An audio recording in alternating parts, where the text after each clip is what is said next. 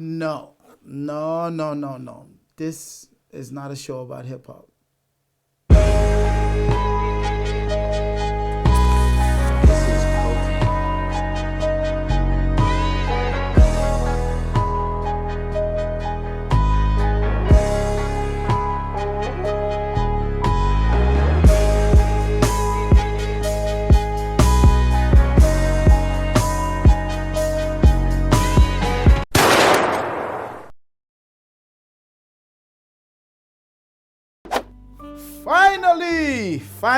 Finally, we get to smoke a cigar. Welcome, folks. Welcome back. Stogie Tea. Finally, we get to smoke a cigar. Or do we, E? Do I get permission to smoke a cigar today? All right. But before that, Cigar 101. What is a cigar? What do you need? What is it all about? The first thing you will need to smoke a cigar is a cigar. A cigar typically comes in this little plastic wrap thing. This plastic, don't worry about it. That's just to make sure it, it doesn't get damaged or anything, and just protects the cigar. We'll put that aside. So the first thing you're confronted with when you put a cigar in your hand is obviously, it's very striking in its look. Its size, first of all, its size. This is a Robusto, but generally, people are used to small little cigarettes or whatever, but this is, the size. And then, the look of it, it's got a very nice natural finish. You can see veins, particularly on this undercrown. Maduro. The label, obviously, the band, which tells you what the cigar is that you're smoking.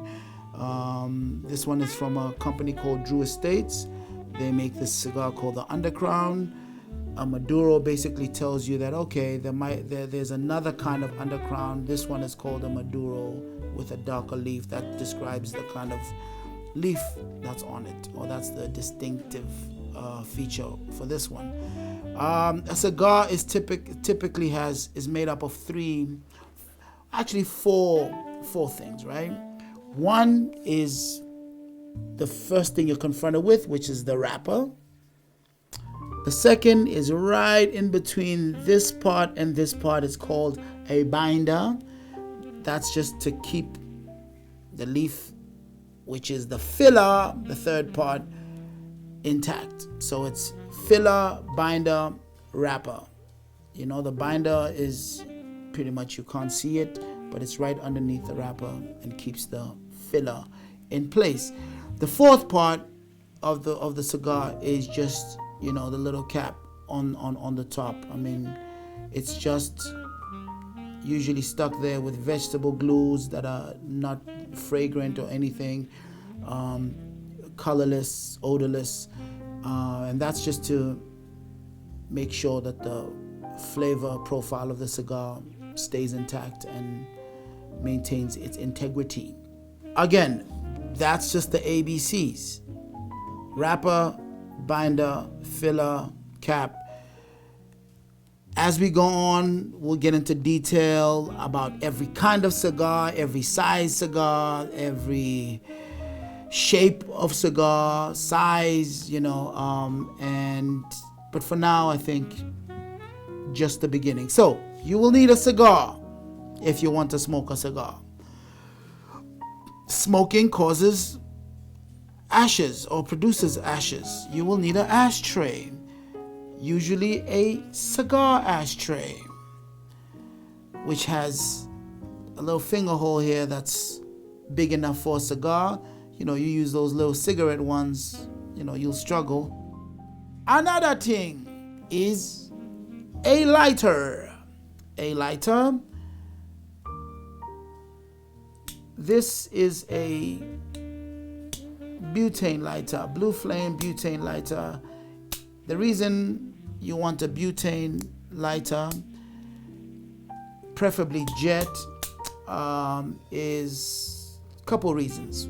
One, normal lighters have an odor, and cigar smoking is about flavor, is about scent, is about fragrance, and you might compromise the fragrance of your cigar if you put a lighter or get matches that has sulfur, or that first draw might not be the most pleasant. So you want no scent butane lighter. The jet part is if it's windy. I mean, it's a big stick. A cigar's a big stick. Takes a while to get this thing properly lit.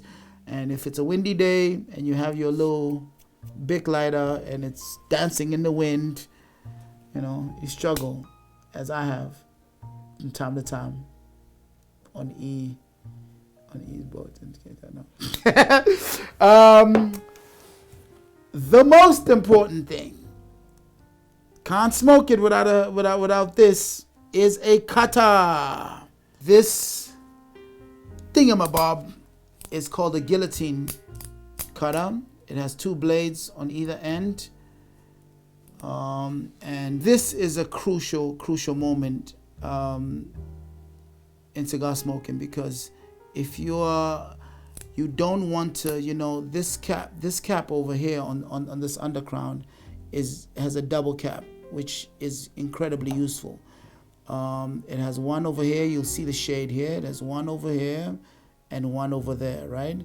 And it's like training wheels for cigar smokers. It basically tells you, look, chop it off here on this one, not here where you just want to go above the shoulder of the cigar, not obviously into the body of the cigar, because if you cut the cigar here or remove too much of the cap, what will happen is the cigar will start disintegrating, and you're gonna have a really tough time pasting the cigar together, and you're gonna damage it, and it's not meant to be smoked like that.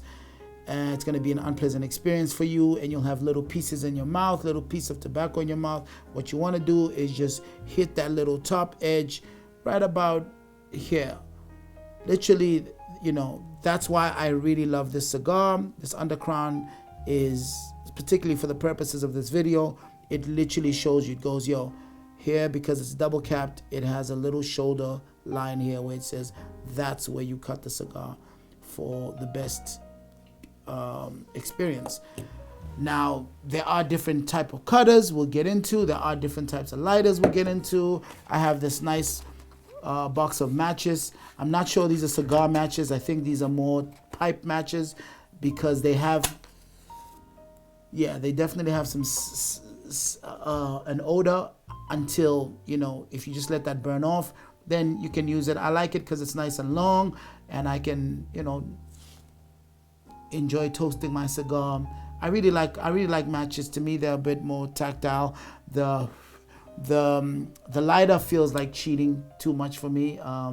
It's the difference between, I don't know, manual and automatic. It feels like I'm in control when I'm and it needs a level of skill. I'm more involved with my cigar when I'm using a lighter or a matches stick. Cigar smoking is a process. I don't know how many minutes into this video, I still haven't lit this thing yet, and that's because it's a process. Like I said, I really like the match because I have control of it. It's a process. I'm preparing myself, much the way your body produces saliva when you're about to eat. Just like, you have to warm up before you run. It's really a process. It's a journey. It's a moment. And the whole point of it is to slow things down, relax, take your time. And sometimes I feel like the lighter is just like smoke, but even that takes some doing. We'll use the lighter for now. And later I'll show you how to light a cigar with matches and with a piece of cedar. Where is that? Boom, boom, boom. A second. A piece of cedar as well, just to a piece of cedar. That helps keep the the little bugs away from your cigar. Which brings me to the other thing you will need if you're going to take up cigar smoking is where will you keep them? You know, so many times I've gotten presents. People know I smoke cigars, so they'll give me a box of cigars and be like, yo, I got this 5-pack for you. I got it last year. Here you go. And I'm like, yo, bro, where did you keep it? It's like, no, it was in my closet. I'm like, you know, I literally just have to laminate that thing and just put it away and say, okay, well, thanks. This is thought that counts. I can't smoke these because they dry out. This is a natural product. It needs to be stored in a humidified environment with a certain level of humidity, and you know, that's where this little baby comes in. This is a humidor. It's kind of like a 25 cigar humidor, one of the smaller ones. It'll typically have it would have a little sponge here that has where you put your filtered water in, and obviously a humidifier gauge over here. So what I do is I literally just put distilled water in a little shot glass, and that keeps my humidity just right. Yep. And by the looks of it, hold on, let me see that. Yeah, by the looks of it, that's right. About 70, 75 is where you want to keep it, and that, you know, keeps your cigars stored just right. You can get bigger ones, you can get electric ones, you can get smaller ones, you can get little pouches for when you're traveling. If you're just going out, when I'm going out to a show or something, or just hanging out with friends, I have a little three pouch thing. You can imagine, you know, how fragile this thing is. If I put this cigar in my pocket to smoke, you know, in an hour at a friend's house, it might, you know, you might find it cracked or whatever. So this just helps to, you know, keep it intact, and, you know, to you can throw it in your pocket, throw it in the back seat or whatever. Pretty nifty. All that said, you know, I must say, so after my first experience, and I decided to smoke, I went to go buy a cigar, and that's a whole video on its own. How to choose a cigar, how to buy a cigar, what to look for. That's a whole video. But once I sat down, I went back 2 years later to that same spot in Paris where I first met or saw the guy, you know, smoking a cigar, and I wanted to, you know, replicate that moment and get that feeling. And I pulled out my cigar, I cut it probably too much, I butchered that thing, I struggled through that cigar for, you know, probably 2 hours, and, you know, I definitely wasn't as graceful as my man was, you know, when he was smoking. But what the satisfaction that I'd embarked on this journey, and I did it on my own with everything I learned, and, you know, I'm still trying to find that feeling again, you know, with every cigar that I smoke. I will tell you this, cigars come, you know, pretty much, there's a strong, medium to like a, you know, a kind of in the mild flavor matrix as far as like the strength of the cigar. I always chose to go for medium in the beginning because I felt, okay, well, this will tell me if a medium's too strong for me, then I know I should smoke mild. If a medium's not that strong, then I know I should go up. Or if this is just fine, then I stay here, you know. To me, it was the perfect kind of logical.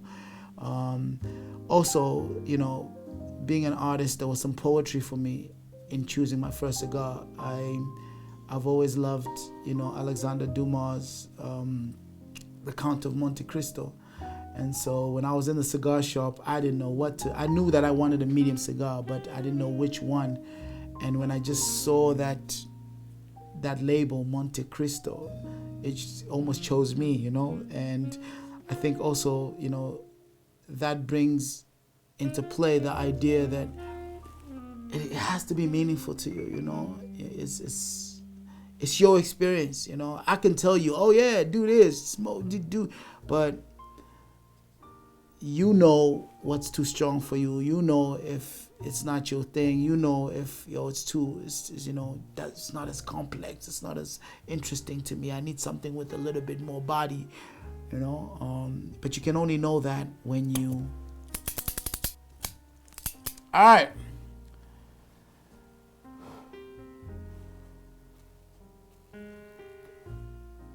They call that the cold draw. I just learned that too. I used to think I know that you smoke a cigar cool, but I thought that's what they were talking about when they said cold draw. But cold draw is literally before the cigar is lit, make sure you have a nice little draw,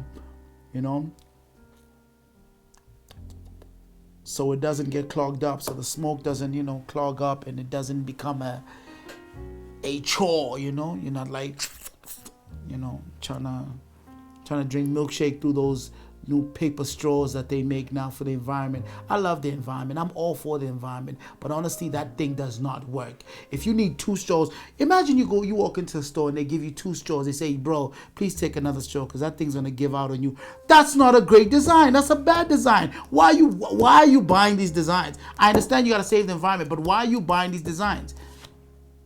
That doesn't work. It doesn't work. It doesn't work.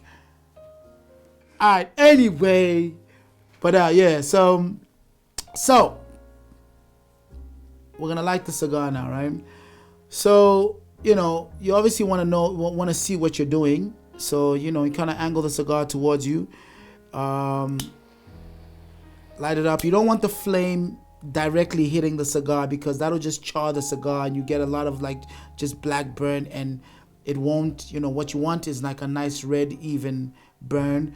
If you just char the cigar, you'll get that really bitter taste. That's you don't want that. So before you even this is a faux pas. This is a cigar faux pas. You don't know what you're doing. You know what, especially to light a cigar. You put it in your mouth and you that like You gotta at least see what you're doing first to begin with. So just the top of that blue flame. Let that, you see that little smoke come off the cigar? What I'm doing now is I'm toasting the cigar, just gently rotating the cigar itself while toasting it. You see that red? So my little technique, the reason I like rotating the cigar like this is what I'm really burning is the edges, right, of the cigar. And really what I'm doing is I'm trying to get the wrapper, the binder, and the filler to kind of like the heat to hit them so that they kind of hold, right? Because when that holds, it won't disintegrate on you. You want the edges lit up. You see that little red? You want that red on the cigar, on the edges right there. And then you can start dealing with the filler in the middle. And once that's, once you start seeing that ash, that nice little white ash,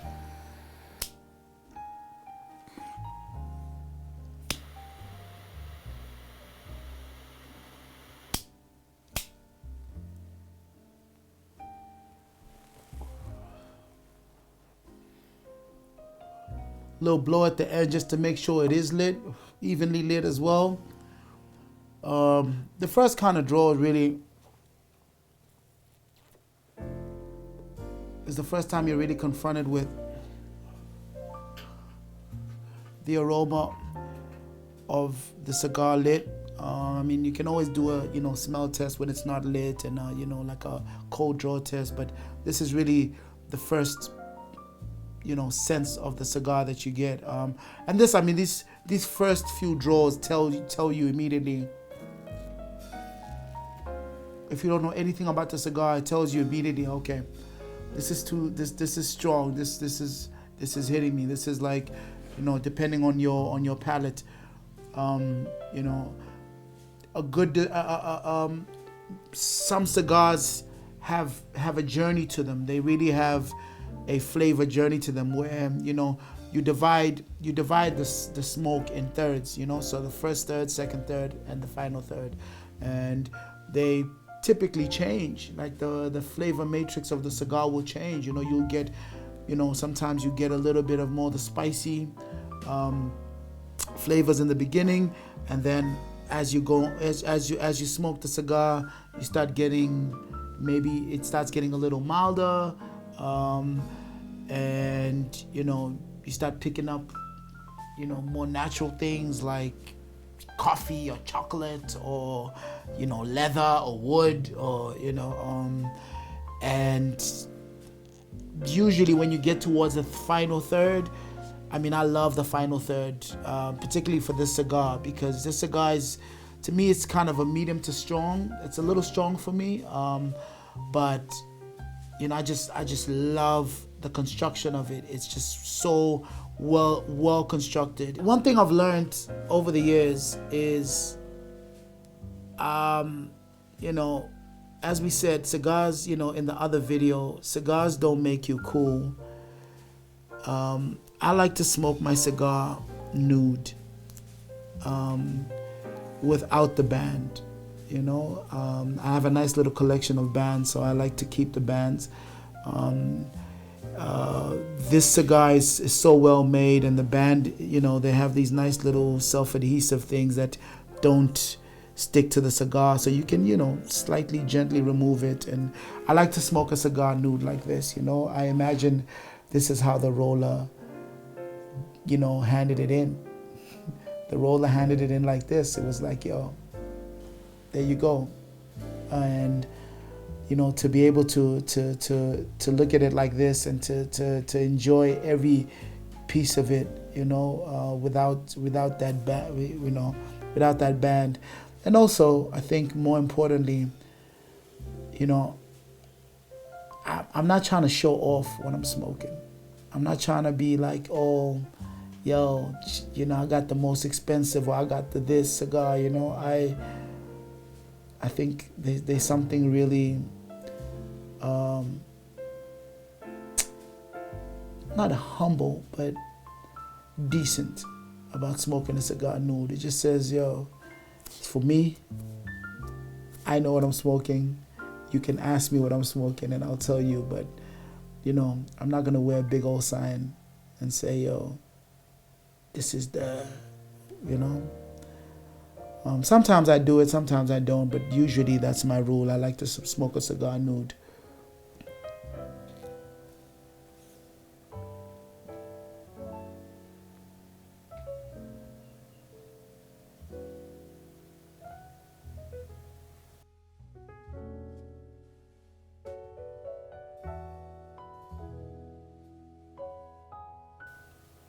We finally got to light one. I'm smoking one. I'm enjoying one. Hope you're enjoying yours.